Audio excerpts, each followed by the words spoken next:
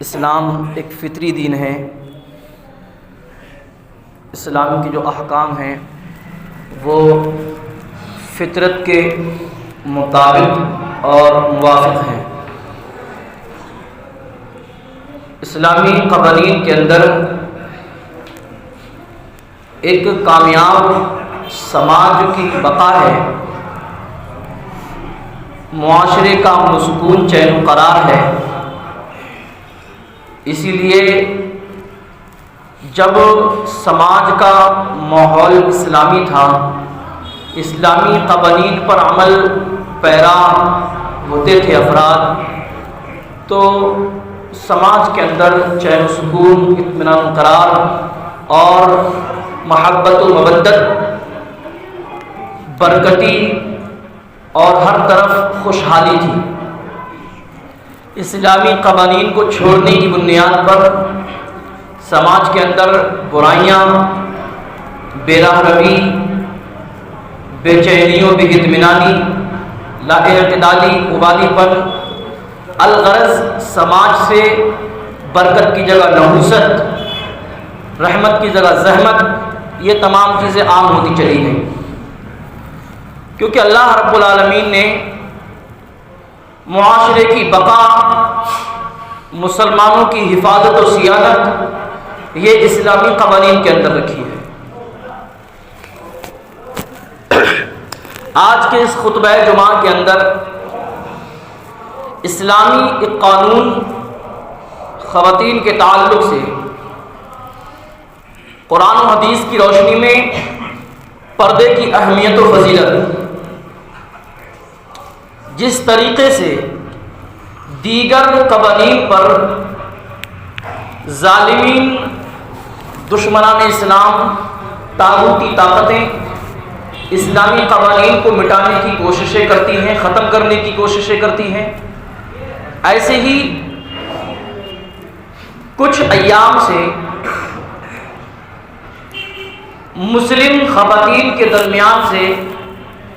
ایک اہم چیز جس کو ہم پردہ کہتے ہیں، اس کو ختم کرنے میں اسلامی خلاف جو طاقتیں ہیں، دشمنان اسلام جو ہیں، جو تنظیمیں، جو تحریکیں ہیں اسلام کے خلاف سرگرم، وہ اس قانون کو ختم کرنے کی کوشش میں لگی ہوئی ہیں۔ اسلام انسان کے مال کی، جان کی اور اس کی عزت کی حفاظت کی ضمانت دیتا ہے۔ ایک عقل مند انسان کو آپ دیکھیں کہ وہ کبھی بھی اپنی قیمتی شے کو، قیمتی چیز کو، مال و دولت کو وہ کھلے عام لوگوں کے درمیان دکھاتا ہوا نہیں پھرتا ہے۔ اگر اس کے پاس زیورات ہیں، سونا چاندی ہے، ہیرے جواہرات ہیں یا مال و دولت ہے، تو وہ اس کو چھپا کر رکھتا ہے، کیونکہ اس کو معلوم ہے کہ یہ ایک ایسی چیز ہے کہ دنیا کے لوگ اس پر نظریں گاڑ کر رکھتے ہیں۔ اگر لوگوں کو پتہ چلے گا کہ فلاں انسان کے پاس ہیرے جواہرات ہیں، مال و دولت ہے، تو سارے لوگ ایک سے نہیں ہوتے ہیں، کچھ لوگ ایسے بھی ہوں گے جو اس کو حاصل کرنے کی جستجو میں لگ جائیں گے، اور اس کو حاصل کرنے کے لیے وہ چوری کا راستہ اپنائیں گے، ڈکیتی کا راستہ اپنائیں گے، یا پھر وہ حملہ کرنے کی کوشش کریں گے، گھر لوٹنے کی کوشش کریں گے۔ الغرض جیسے بھی ان کو ممکن ہو سکے گا ان سے وہ اس مال کو حاصل کرنے کی کوشش کریں گے۔ اس لیے عقل مند انسان اپنے مال کو چھپا کر رکھتا ہے، ہیرے جواہرات کو بڑے حفاظت سے رکھنے کی کوشش کرتا ہے، اپنے روپیہ اور پیسہ کو بچانے کے لیے وہ بینک میں جمع کرنے کی کوشش کرتا ہے تاکہ اس کا یہ مال، اس کی یہ دولت محفوظ رہے۔ اگر ایک انسان اپنے ہاتھ میں نوٹوں کی گڈیاں لے کر، ہیرے جواہرات لے کر، سونے چاندی کے زیور لے کر یوں ہی گھومتا رہے، اور پھر اگر اس کا مال لٹ جائے، پھر وہ یہ گلا شکوہ کرے کہ میرا مال لٹ گیا، میں برباد ہو گیا، میرا مال چھین لیا گیا، تو ایک معمولی سی عقل رکھنے والا بھی فرد انسان یہی کہے گا کہ بے وقوفی تو نے خود دکھائی تھی، جب تجھے اپنے مال کی حفاظت کرنا ہی تھی تو سرے عام یوں بازاروں میں لے کر کیوں گھوم رہا تھا؟ اس کی نمائش کیوں کر رہا تھا؟ اگر مال کی حفاظت کرنا ہی تھی تو حفاظت سے اپنے گھر کے اندر رکھتا۔ ایک مثال کے ذریعے آپ کو سمجھاؤں، ایک پلیٹ کے اندر آپ مٹھائی رکھ دیں اور اس بات کی خواہش کریں کہ اس کے اوپر مکھی نہ بیٹھے، تو ہر انسان کہے گا یہ بہت بڑا بے وقوف انسان ہے کہ پلیٹ کے اندر مٹھائی کو رکھ کر وہ بھی ننگا اور تمنا یہ کر رہا ہے کہ اس کے اوپر مکھی نہ بیٹھے۔ مٹھائی کی بو کے اندر یہ تاثیر ہے کہ جو ہی وہ پھیلنا شروع ہوتی ہے مکھی آنا شروع ہو جاتی ہے۔ اب اگر تم کو اپنی اس مٹھائی کو مکھیوں سے بچانا ہے تو اس کے اوپر ڈھک کر رکھنا ہوگا، کسی محفوظ جگہ پر رکھنا ہوگا، کسی سامان سے حفاظت کے ساتھ رکھنا ہوگا۔ اسی طریقے سے اسلام نے عورت کی عزت کو، عورت کی ناموس کو بہت عظیم قرار دیا، اور اسی عزت اور ناموس کی حفاظت کے لیے اسلام نے، شریعت نے ان قوانین کو لاگو کیا جن کی بنیاد پر ایک عورت کی عزت محفوظ ہو سکے۔ قرآن مقدس کے اندر اللہ رب العالمین نے ارشاد فرمایا وَقَرْنَ فِي بُيُوتِكُنَّ وَلَا تَبَرَّجْنَ تَبَرُّجَ الْجَاهِلِيَّةِ الْأُولَى۔ اللہ پاک نے فرمایا کہ تم گھروں کے اندر ٹھہری رہو، عورتوں کو خطاب کرتے ہوئے فرمایا وَقَرْنَ فِي بُيُوتِكُنَّ، اپنے گھروں کے اندر ٹھہری رہو، وَلَا تَبَرَّجْنَ تَبَرُّجَ الْجَاهِلِيَّةِ الْأُولَى، اور اگلی پچھلی جاہلیت کی طرح سر عام بے پردہ نہ پھرا کرو۔ یعنی جس طریقے سے زمانہ جاہلیت میں اسلام کی آمد سے قبل عورتیں بے پردہ پھرا کرتی تھیں، بے پردہ گھوما کرتی تھیں، اسلام جب آیا، اسلامی قوانین جب لاگو ہوئے تو ان تعلیمات کی روشنی میں اسلامی قوانین نے ہر عورت پر یہ حکم عائد کیا جس طریقے سے زمانہ جاہلیت میں عورتیں بے پردہ گھوما کرتی تھیں، اب اسلام کی مقدس جو شہزادیاں ہیں ان کا مقام، ان کا طریقہ، ان کا وتیرہ یہ نہیں ہے کہ وہ بھی بے پردہ گھومتی ہوئی نظر آئیں، بلکہ ایک شریف خاتون کی پہچان یہ ہے، ایک حیادار عزت دار خاتون کی پہچان یہ ہے کہ وہ اپنے آپ کو پردے میں محفوظ کر کے اپنے گھروں کے اندر ٹھہری رہے۔ دونوں میں موازنہ کریں، زمانہ جاہلیت میں جو عورتیں بے پردہ گھوما کرتی تھیں اور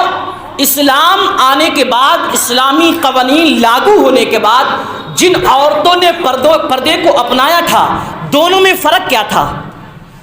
جب اسلام نہیں تھا، زمانہ جاہلیت میں جو عورتیں گھوما کرتی تھیں بے پردہ، تو ان کی حیثیت ایک سماج کے فرد کی حیثیت سے ان کو نہیں جانا جاتا تھا، بلکہ ان کو اپنی خواہشات کو پورا کرنے کا ایک آلہ سمجھا جاتا تھا۔ اور اس سماج میں یعنی اسلام کی آمد سے قبل عورتوں کو سوائے گھریلو سامان کے یا باندی اور لونڈی بنانے کے علاوہ عورت کی کوئی عزت نہیں تھی۔ اسی بنیاد پر لوگ شرم و حیا کی بنیاد پر کہہ لیجیے ان کے اعتبار سے، یا اپنی غیرت کو چھپانے کے لیے وہ اپنی بچیوں کو زندہ دفن کر دیا کرتے تھے، اپنی بچیوں کو زندہ قتل کر دیا کرتے تھے کہ یہ بڑی ہوگی، یہ سماج کے اندر آئے گی، کسی کے ساتھ اس کے تعلقات ہوں گے، کسی کی بیوی بنے گی، اور ہم اس رشتے کی نحوست میں دب کر سماج کے اندر ذلت کے ساتھ ہمیں زندگی گزارنا پڑے گی۔ یہ تمام چیزیں تھیں اس دور میں، لیکن جب اسلام آیا، نبی کریم صلی اللہ تعالی علیہ وسلم تشریف لائے، تو وہ عورت جس کی کوئی عزت نہیں تھی، جس کا کوئی وقار نہیں تھا، جس کو کوئی پوچھنے والا نہیں تھا، نبی کریم صلی اللہ تعالی علیہ وسلم نے عورت کی پیدائش سے لے کر اس کی موت تک الگ الگ مرحلوں میں اس کا وقار بتایا، اس کی حیثیت بتلائی، اس کی اہمیت بتلائی، اس کی فضیلت بتلائی۔ نبی کریم صلی اللہ تعالی علیہ وسلم ارشاد فرماتے ہیں کہ جس کے یہاں پر بیٹی پیدا ہوئی تو اللہ کی رحمت تشریف لے کر آئی۔ اب وہ بیٹی جو پہلے زحمت بنی ہوئی تھی، لیکن نبی کریم صلی اللہ تعالی علیہ وسلم کے ایک فرمان کی بنیاد پر وہ بیٹی جس کو لوگ زندہ دفن کر دیا کرتے تھے زحمت کی بنیاد پر، لیکن نبی نے فرمایا کہ وہ بیٹی اب رحمت ہے، تو لوگوں نے اس کی پرورش کرنا شروع کر دی۔ نبی کریم صلی اللہ تعالی علیہ وسلم نے ارشاد فرمایا کہ جس نے دو بیٹیوں کی پرورش کی، اچھی طریقے سے ان کی تربیت کی اور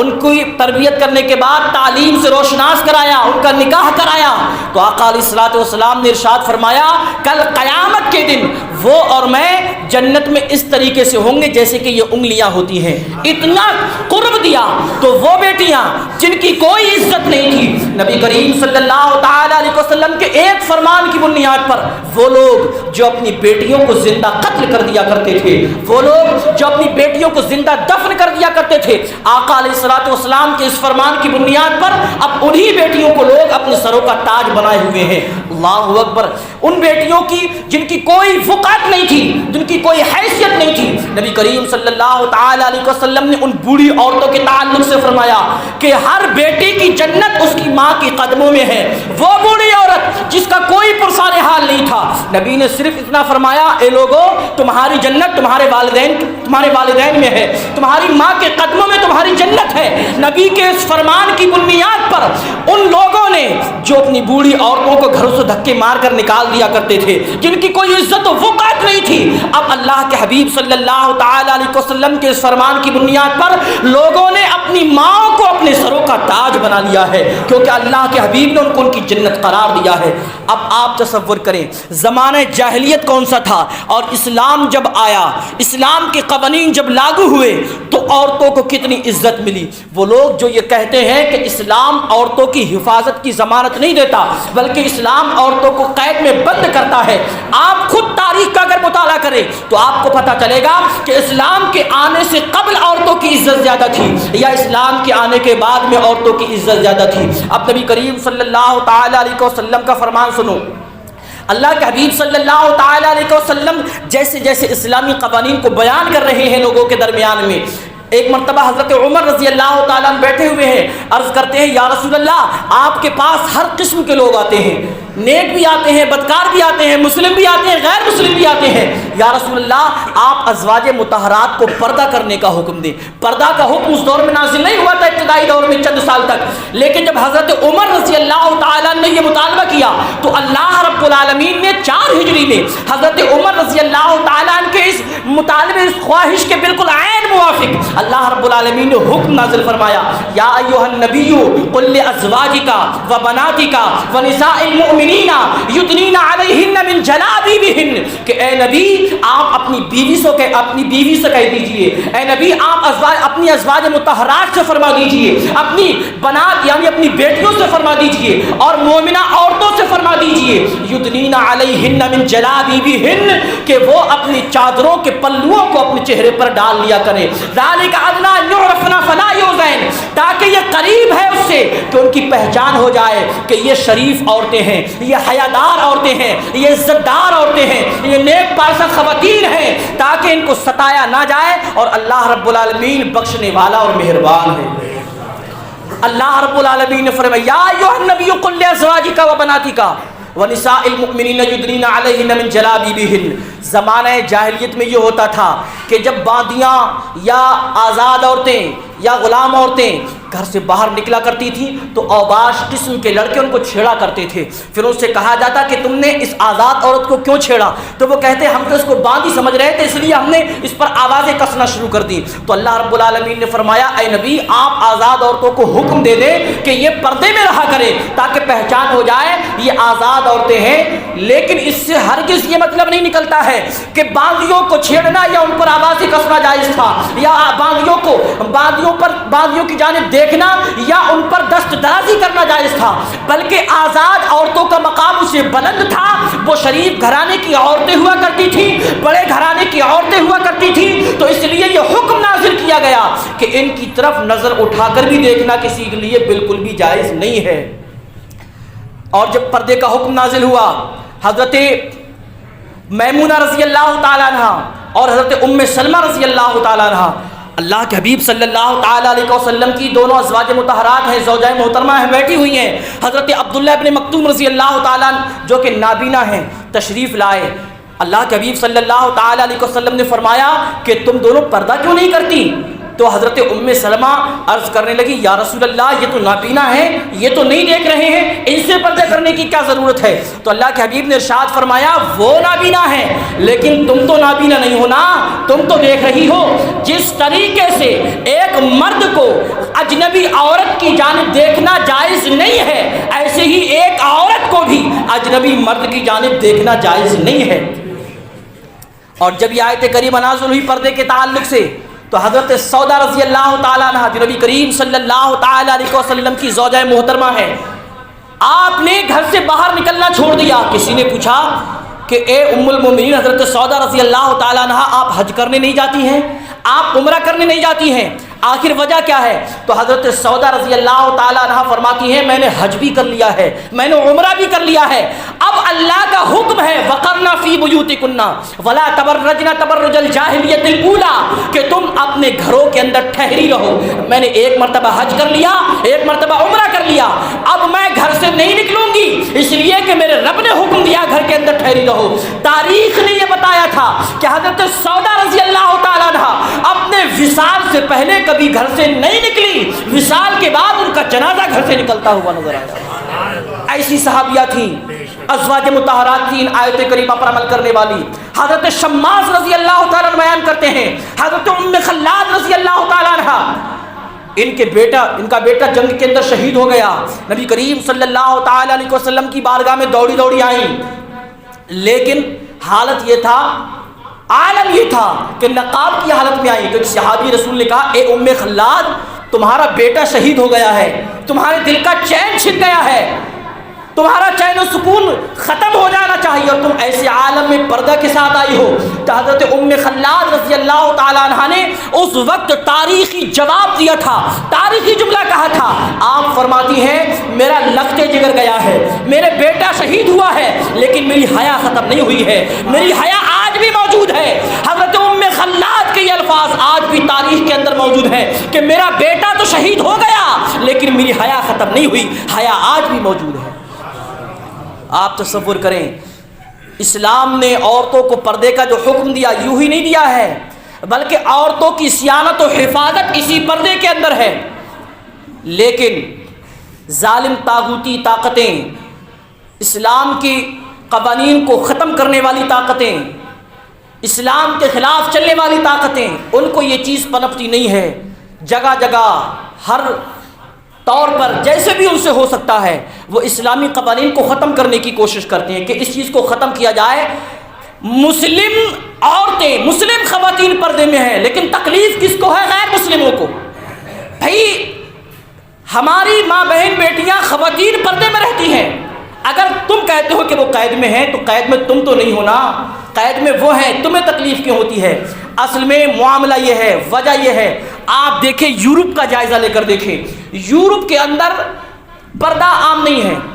یورپ کے اندر یہ اتنی زیادہ بے پردگی ہے، فحاشی اور عریانیت ہے، وہاں پر ان چیزوں پر کوئی قانون نہیں ہے. بلکہ عالم یہ ہے کہ یورپ کی حکومت جو غیر مسلموں کی حکومت ہے زیادہ تر، وہاں پر ان کی عورتیں بے پردہ گھومتی ہیں، بلکہ ہاف کپڑوں میں، بلکہ چھوٹے چھوٹے کپڑوں میں گھومتی نظر آتی ہیں. اور ان کا اپنا قانون یہ ہے مغربی ممالک کا کہ کوئی بھی مرد کسی بھی عورت کے ساتھ خوشی سے اپنی خواہشات کو پورا کر سکتا ہے. یہ بے پردگی کی بنیاد پر یہ تمام چیزیں وہاں پر عام ہوئی. اب ان کی نحوست کیا ہے، ان کی برائی کیا ہے، ان کی خرابی کیا ہے؟ جب یہ چیز عام ہوئی تو غیر شادی شدہ لڑکیاں، چھوٹی چھوٹی عمر کی لڑکیاں مائیں بنتی نظر آ رہی ہیں کیونکہ ان کی ہیجانی کیفیات ہوتی ہے، جذبات ہوتے ہیں،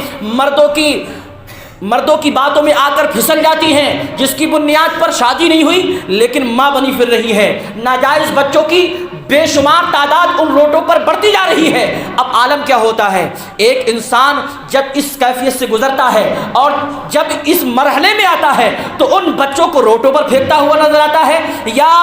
یتیم خانوں میں پھینکتا ہوا نظر آتا ہے، جس کی بنیاد پر وہ معاشرہ، وہ سماج جو ایک کامیابی کی راہ پر چلنا چاہیے تھا، کامیابی کی منازل کو ختم کرتے ہوئے بے راہ روی کا شکار ہو جاتا ہے۔ آپ جائزہ لے کر دیکھیں، یورپ کے اندر سب سے زیادہ پاگل خانے آپ کو نظر آئیں گے، یورپ کے اندر سب سے زیادہ ذہنی ہاسپٹل نظر آئیں گے، یورپ کے اندر سب سے زیادہ آپ کو ذہنی مریض نظر آئیں گے، یورپ کے اندر سب سے زیادہ ذہنی مرض کی دوائیں کھانے والے لوگ نظر آئیں گے۔ کس بنیاد پر؟ ان کے پاس پیسہ بھی ہے، ان کے پاس پاور بھی ہے، لیکن انہوں نے اسلامی قوانین کو ختم کیا، اسلامی قوانین کے مطابق زندگی نہیں گزاری، اپنی خواہشات کے مطابق زندگی گزاری، جس کی بنیاد پر ان کا ذہنی سکون جو تھا وہ ختم ہو گیا۔ جب ذہنی سکون ختم ہوا تو ان لوگوں نے اپنے ذہنی سکون کے لیے پہلے شراب کا استعمال کیا، لیکن شراب سے ان کے ذہن کو سکون نہیں ملا، پھر وہ ہیروئن کوکین کی جانب آئے، بڑے بڑے نشے کیے۔ اب وہ لوگ یہ چاہتے ہیں کہ بڑے بڑے نشے کرنے کے بعد ان کا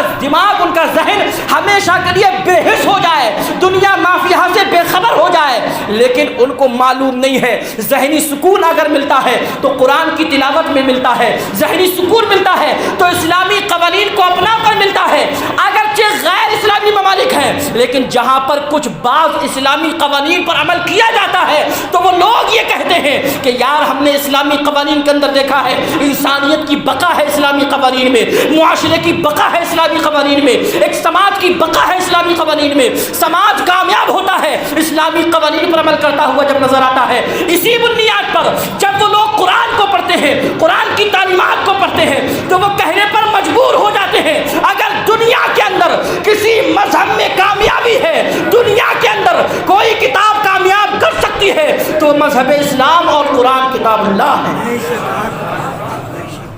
لیکن ہائے افسوس، آج آپ دیکھیں یہ ہمارے مسلم نوجوان، مسلم خواتین اس مغربی دلدل میں پھنستی چلی جا رہی ہیں۔ اسلام نے اسلامی عورتوں کی، ان کی عزت کی، ناموس کی حفاظت کی ذمہ داری لی، لیکن مسلمانوں نے اس کو پس پشت ڈال دیا۔ اب آپ دیکھیں وہ چیزیں جو وہاں پر تھیں، جس کی بنیاد پر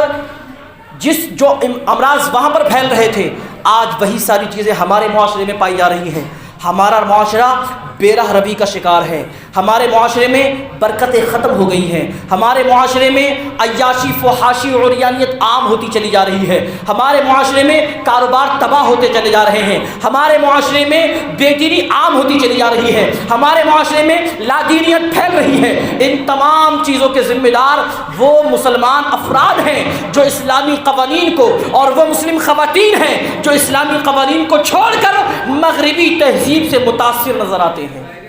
اللہ کے حبیب صلی اللہ تعالی علیہ وسلم نے ارشاد فرمایا تھا المرأۃ عورۃ اذا خرجت فاستشرفها الشیطان۔ اللہ کے حبیب ارشاد فرماتے ہیں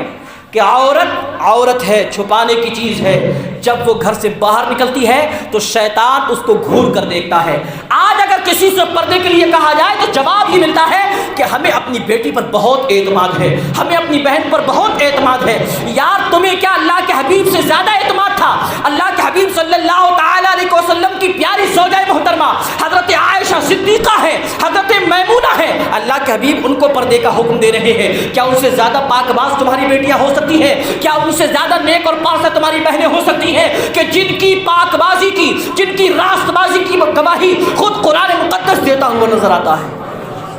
یاد رکھیں جب اللہ کے حبیب نے فرمایا عورت جب باہر نکلتی ہے اذا خرجت فاستشرفها الشیطان، تو شیطان گھور کر دیکھتا ہے۔ اور گھور کر دیکھنے کا مطلب کیا ہے کہ وہ دوسرے لوگوں کی نگاہ میں اس عورت کے حسن کو بڑا چڑھا کر دکھاتا ہے کہ دیکھ فلاں عورت، فلاں لڑکی، فلاں بیٹی کتنی حسین و جمیل ہے۔ پھر یہ انسان اس کی طاق میں لگتا ہے، اس کے حسن میں گم ہو جاتا ہے، اور جس کی بنیاد پر یا تو لادینیت کا شکار ہو جاتا ہے یا گناہ کبیرہ کا ارتکاب کر بیٹھتا ہے۔ اسی لیے اسلامی معاشرے کے لیے اور ہم تمام افراد پر ضروری ہے دور حاضر میں اسلام خلاف جو طاقتیں ہیں بڑی اطمینانی سے، بڑے پروپیگنڈے کے ساتھ، بڑی تنظیم اور تحریکوں کے ساتھ اسلامی قوانین کو مٹانے میں لگی ہوئی ہیں۔ اب ضرورت ہمیں اس بات کی ہے کہ ہم اسلامی شعائر جو ہیں جیسے کہ خواتین کے لیے پردہ یہ اسلامی پہچان ہے، مردوں کے لیے داڑھی اسلامی پہچان ہے، ٹوپیاں اسلامی پہچان ہے، اسلامی لباس ہے۔ آج آپ کے لیے ضروری ہے کہ آپ اسلامی شعائر کو اپنائیں، ورنہ حالات جو بگڑ رہے ہیں، حالات جو مر رہے ہیں، معاملات ایسے ہو رہے ہیں کہ آنے والے دور میں اسلامی شعائر پر علل اعلان آپ عمل پیرا نہیں ہو سکتے ہیں۔ آپ دیکھیں دور حاضر میں ابھی پردے کے معاملے کو لے کر ہندوستان کے حالات کتنے زیادہ بگڑتے چلے جا رہے ہیں۔ اس لیے لازم ہے اپنے گھر کی عورتوں کو، گھر کی بہو بیٹیوں کو پردہ کرائیں اور اپنے آپ کو بے پردگی سے بچائیں۔ مطلب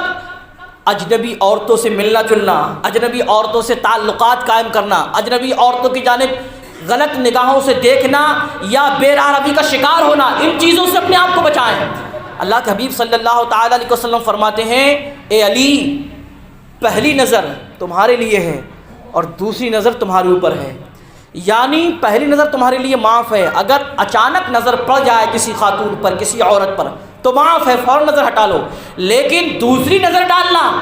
دوبارہ دیکھنا یا گھور گھور کر بات دیر تک دیکھتے رہنا، اس کا حساب تم سے لیا جائے گا۔ پہلی نظر معاف ہے جو اچانک اٹھتی ہے، لیکن پھر دوبارہ جب دیکھا جاتا ہے اس کے بارے میں پوچھا جائے گا تم کو معلوم تھا تو قصدن دیکھا۔ اب میں آپ کو بتاؤں، آ رہا ہے ابھی چند دن کے بعد ویلنٹائن ڈے، اس کی حیثیت کیا ہے؟ ویلنٹائن ڈے ہے کیا؟ ویلنٹائن ڈے سمجھ لیجئے اسلامی قوانین کا سب سے بڑا مخالف، اور خاص کر اس پردے کا سب سے بڑا مخالف، پردے کی دھجیاں اڑانے والا، عیاشی، فحاشی، عریانیت جس میں عام ہوتی ہے، اس کا نام ویلنٹائن ڈے ہے۔ تھوڑی سی تفصیل کے ساتھ بتاؤں، ویلنٹائن ڈے آج سے تقریباً 2000 سال پہلے ایک شخص جس کا نام ویلنٹائن تھا، اور بادشاہ کلاڈلس جو اپنے وقت کا بہت بڑا بادشاہ تھا، ایک جنگ میں ہارا۔ وہ ہارنے کے بعد اس نے دیکھا کہ جنگ میں اس کے افراد کم ہوتے چلے جا رہے ہیں، وجہ پوچھی تو پتہ چلا کہ نوجوان اپنی بیویوں کے چکر میں میدان جنگ میں نہیں آنا چاہتے ہیں۔ تو اس نے کیا کیا؟ اس نے یہ کیا کہ شادی کی عمریں بڑھا دی کہ اب 30 سال تک، 35 سال تک کوئی شادی نہیں کرے گا۔ تو ایک شخص تھا جس کا کہ نام تھا ویلنٹائن، اس نے خفیہ طور پر اپنے ایک ساتھی جس کا کہ نام مورسس تھا، اس سے مل کر نوجوان جوڑوں کی شادیاں کرانا شروع کر دی۔ اس بادشاہ کو جب پتہ چلا تو اس نے اس کو قتل کرا دیا۔ 14 فروری 269 عیسوی میں اس کو قتل کرا دیا، ویلنٹائن کو۔ چونکہ یہ مذہب عیسائیت کا ماننے والا تھا تو عیسائیوں نے اپنے درمیان یہ عقیدہ گڑھ لیا کہ وہ ہمارے محبت کا دیوتا تھا، جو محبت کرنے والے لڑکے اور لڑکیوں کی شادی کرایا کرتا تھا، اور اس بادشاہ نے 14 فروری کو اس کو قتل کیا ہے، پھانسی دی ہے۔ اس لیے اس دن کو انہوں نے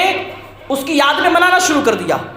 چونکہ اس کا نام ویلنٹائن تھا۔ تو ویلنٹائن ڈے کے لیے منانا شروع کر دیا۔ ابتدا میں جو یہ منایا جاتا تھا تو ابتدا میں سوگ کے طور پر اس کی موت کے غم میں منایا جاتا تھا، لیکن پھر جرمنی اور امریکہ وغیرہ میں، یورپ وغیرہ میں جب یہ پھیلا تو پھر یہ محبت کے نام سے منایا جانے لگا، اور دھیرے دھیرے پھر اس میں اتنا اضافہ ہوا کہ ویلنٹائن ڈے، کس ڈے، ہگ ڈے، ٹیڈی، جنہیں کتنے ڈے، پورا ہفتہ اسی میں نکال دیا، اور اتنی خرافات عام ہوئی کہ اب ایک عام انسان ان کے بارے میں جب پڑھتا ہے، میں نے جب پڑھا، میں نے غور و فکر کیا تو پتہ چلا کہ ساری فحاشی و عریانیت اس کے اندر بھر دی گئی ہے، اور یہ بہت بڑی سازش یہودی اور عیسائیوں کی ہے مسلمانوں کو پھنسانے کے لیے۔ اور آپ دیکھیں ایک مسلم نوجوان، مسلم خاتون، ان کے درمیان ایک دوسرے کو تحائف دیتے ہوئے نظر آتے ہیں۔ ایک حدیث پاک سناؤں، اللہ کے حبیب صلی اللہ تعالیٰ علیہ وسلم ارشاد فرماتے ہیں کہ آنکھیں زنا کرتی ہیں، ہاتھ زنا کرتا ہے، پاؤں زنا کرتا ہے، اور اس کے کان زنا کرتے ہیں۔ پوچھا گیا یا رسول اللہ یہ زنا کیسے کرتے ہیں؟ ارشاد فرمایا کانوں کا زنا یہ ہے کہ آپ فحش باتیں سنیں، آنکھوں کا زنا یہ ہے کہ اجنبی عورتوں کو، اجنبی لڑکیوں کو شہوت کی نگاہ سے دیکھیں، پاؤں کا زنا یہ ہے کہ ان مقامات پر چل کر جائیں، ہاتھوں کا زنا یہ ہے کہ ان کو اس کی نیت کے ساتھ پکڑیں۔ اب آپ بتائیں ویلنٹائن ڈے میں کیا نہیں ہوتا ہے؟ یہ تمام چیزیں اس کے اندر پائی جاتی ہیں۔ اجنبی لڑکیوں کو گفٹ دینا، اجنبی لڑکیوں سے بات چیت، شہوت کی باتیں کرنا، اجنبی لڑکیوں کے ساتھ غلط افعال کرنا، یہ تمام چیزیں اس کے اندر پائی جاتی ہیں۔ اب بتائیں اسلامی قانون جو تھا ایک پردہ، اس کی دھجیاں کس طریقے سے ویلنٹائن ڈے کے اندر اڑائی جاتی ہے، اور سب سے زیادہ مسلم سماج کے اندر یہ عام ہوتا چلا جا رہا ہے۔ اس لیے وقت کی قلت ہے لیکن بہت زیادہ مواد تھا. میں بس اس بات پر اپنی تقریر ختم کرتا ہوں کہ بہتر ہے اس سے کہ ویلنٹائن ڈے پر کسی اجنبی لڑکی کو گفٹ دینے کے بجائے آپ اپنی بہن کو ایک حجاب گفٹ کریں اور اپنی بہنوں سے، اپنی بیٹیوں سے، اپنی ماں کو اس بات کی تلقین کریں کہ اب ضرورت ہے اسلامی شعائر کو اپنانے کی. آپ پردے میں رہ کر زندگی گزاریں. آپ پردے میں رہیں گی تو ہماری عزت محفوظ رہے گی، ہمارے گھر کی عزت محفوظ رہے گی، اور اگر آپ باہر جائیں گی تو ہماری عزت پر بھی ڈاکہ پڑ سکتا ہے. اس لیے میرے محترم بھائیوں، گزارش ہے آپ سے اسلامی شعائر پر اپنانے کی کوشش کریں، اسلامی شعائر کو اپنا کر زندگی گزارنے کی کوشش کریں. اس لیے کہ اسلام کے خلاف جو طاقتیں ہیں وہ بہت زیادہ سرگرم ہوتی نظر آ رہی ہیں اسلام کو مٹانے کے لیے، مسلمانوں کو مٹانے کے لیے. اس لیے اپنی پہچان یہ بناؤ تاکہ لوگ یہ دیکھ کر ہی پہچان لیں یہ مسلمان ہے، پھر کسی کو کہنے کی ضرورت نہ پڑے یار یہ تم داڑھی مت رکھو، تم پردہ مت کرو. کیونکہ لوگ جو اپنی پہچان بنا لیتا ہے، جس چیز سے پہچان بن جاتی ہے، پھر لوگوں کو اس سے کوئی دقت نہیں ہوتی ہے. مثال کے طور پر سکھ عیسائی ہیں، سکھ ہیں، انہوں نے اپنی پہچان بنا لی ہے کہ ہمارے ساتھ داڑھی بھی ہوگی، پگڑی بھی ہوگی، کٹار بھی ہوگا. آج وہ کہیں بھی جائیں کوئی دقت نہیں ہے. انہوں نے اپنی پہچان اسی سے کرائی ہے کہ ایک پنجابی، ایک سکھ کہتے ہی اس کو ہے جس کے چہرے پر داڑھی ہو، سر پر پگڑی ہو، کمر میں کٹار ہو. مسلمانوں اپنی پہچان بناؤ، دینی شاعر کو اپناؤ، دنیا بھی کامیاب ہوگی، آخرت بھی کامیاب ہوگی. اللہ رب العالمین سے دعا ہے میں نے جو کچھ بھی کہا میرے کہنے سننے میں جو غلط واقع ہوں اللہ پاک معاف فرمائے. استغفر اللہ ربی من کل ذنب واتوب الیہ وما علینا الا البلاغ. السلام علیکم ورحمۃ اللہ.